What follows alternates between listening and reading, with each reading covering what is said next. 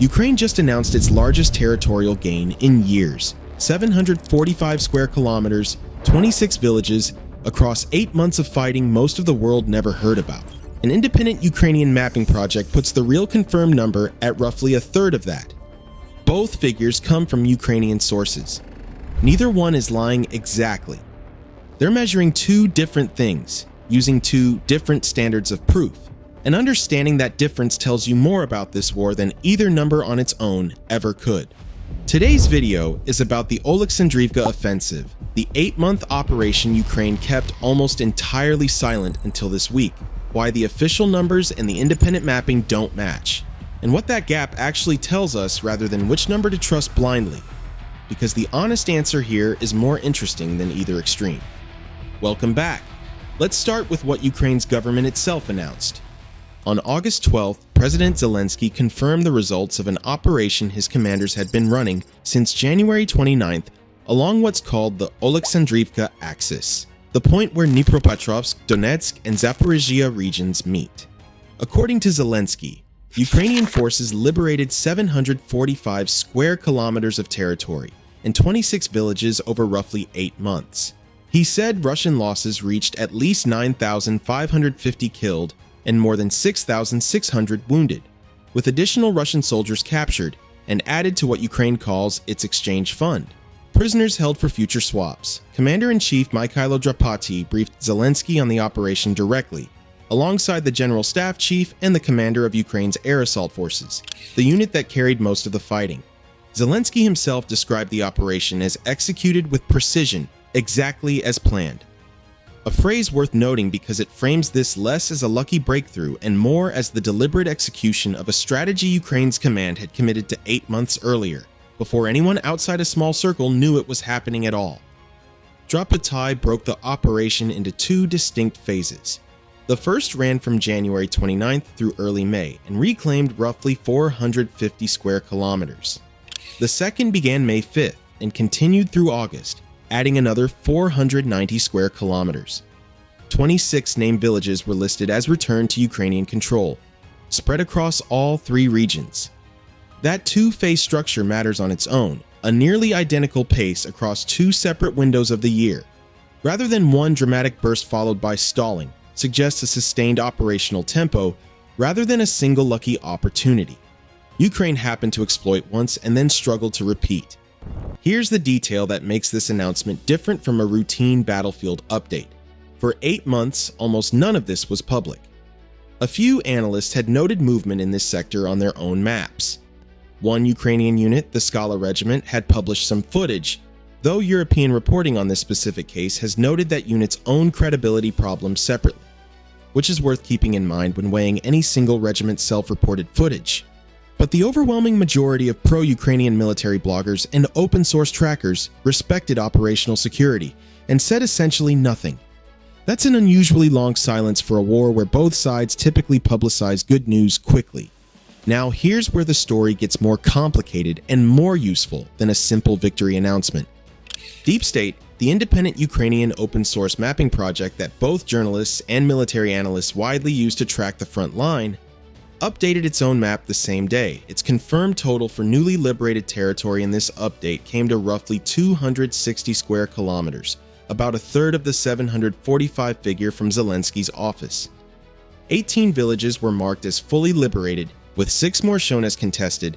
Russian troops pushed back, but control not yet fully confirmed. This isn't a case of one obscure tracker disagreeing with the government in the margins. DeepState is the same project journalists, foreign militaries, and independent analysts routinely cite as the closest thing to a real-time, crowd-verified picture of where the front line actually sits. Which is exactly why a gap this large between it and an official government figure is worth explaining rather than glossing over. That's a real significant gap, and it deserves a real explanation rather than a simple one side is wrong. DeepState itself has acknowledged that it deliberately refrains from updating its map in real time for operational security reasons, precisely the same reason the wider advance stayed quiet for 8 months. A government announcement summarizing 8 months of fighting all at once is not the same kind of document as a rolling, conservative, continuously updated open source map that only marks territory once it can independently confirm control. The government figure aggregates everything claimed over the full operation. The mapping project only shows what it's been able to verify as of this specific update, which may simply lag behind the actual front line by weeks or months, exactly as designed. That doesn't mean the two numbers will necessarily converge later, and it doesn't mean 745 is simply the correct figure with DeepState just running behind. Independent analysts, including those cited by outlets covering this story, have specifically cautioned that footage of soldiers holding flags in a recaptured village demonstrates presence, not necessarily stable control over the roads, approaches, and defensive positions surrounding it. A flag in a village center and full operational control of everything around that village are two different military facts, and Ukraine's own history in this war includes villages claimed as liberated that later required renewed fighting to actually hold. That pattern cuts both ways, though. Some villages Ukraine once had to fight for twice have stayed Ukrainian the second time, which is part of why treating any single announcement as final in either direction tends to age badly. The casualty figures deserve the same careful framing. Zelenskyy's numbers, 9,550 killed, 6,600 wounded, are Ukraine's own estimate, delivered by the government prosecuting the war, not an independently audited count. Multiple outlets covering this announcement explicitly noted that these figures have not been independently verified, and that both Russia and Ukraine routinely publish enemy loss estimates that are difficult to confirm during active fighting, while rarely disclosing their own losses in comparable detail. None of this means the offensive wasn't real or that Ukraine invented an 8-month operation out of nothing. Even the more conservative DeepState figure, 260 square kilometers with 18 villages confirmed, describes a genuine, sustained advance, not a symbolic gesture. Analysts note the broader strategic goal was specific and achievable sounding. Stop Russia's push toward Dnipropetrovsk and push Russian forces back beyond that region's administrative border, disrupting Moscow's preparations for further operations in the area. On that narrower goal, even the lower confirmed figure represents real, hard-won ground. It's also worth remembering that this was one of two mutually reinforcing Ukrainian drives in the sector, alongside a parallel push in the Huliaipol direction, meaning the pressure on Russian forces here didn't come from one axis alone. What this comparison actually teaches is less about which number is right, and more about how to read any territorial claim in this war going forward. A government announcement compresses 8 months into one number designed to land as a headline.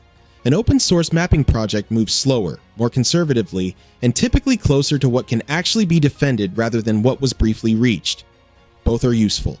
Neither is complete on its own, and the responsible way to cover this war is to hold both figures at once rather than picking whichever one tells the better story. Ukraine says it liberated 745 square kilometers in 8 months of silent fighting.